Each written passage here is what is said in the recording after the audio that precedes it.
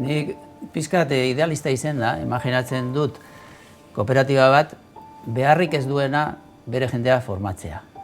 Sistema kapitalistak behar ditu formatzea bere langileak. Sistema kapitalistan, imaginatzen dut, egunen batean igual ez dela beharko gurean ere. Lehen zer behiatzen zuen gazte bate kooperatiba batean?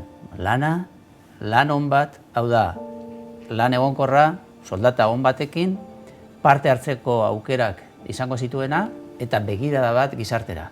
Eta gaur, iguala.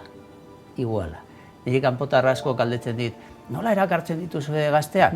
Hombre, eskaini lan on bat, lan egonkor bat, eskaini soldata on bat, eskaini parte hartzeko aukerak, eskaini sensibilidade hori gizartearekiko. Ikusiko duzu zelan hurbilduko den jendea zure enpresara. Bai lehen eta bai orain. Simple.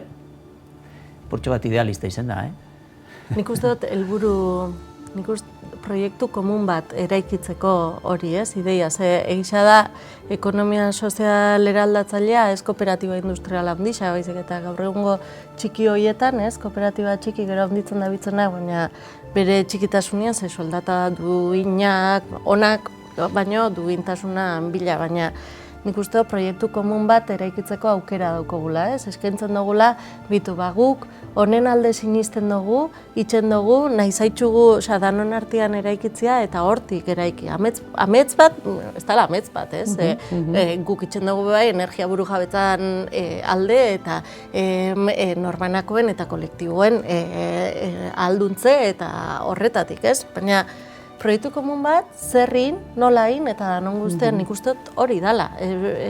Jendia sinistara zibiotzaguna, gainera hori dala. Kooperatiba danen helburu hori zemiko liatzakela. Edo elkarteena, edo beste eragile sozialena. Bai, alaxe da, esaten zunan proiektu komuna, hitzak hainbeste erabiltzeagatik batzutan galtzen dute bere sendotasuna, kooperatibismoa kotik hasten da. Kooperatibismoa zer baldin bada da elkarren arteko zerbait.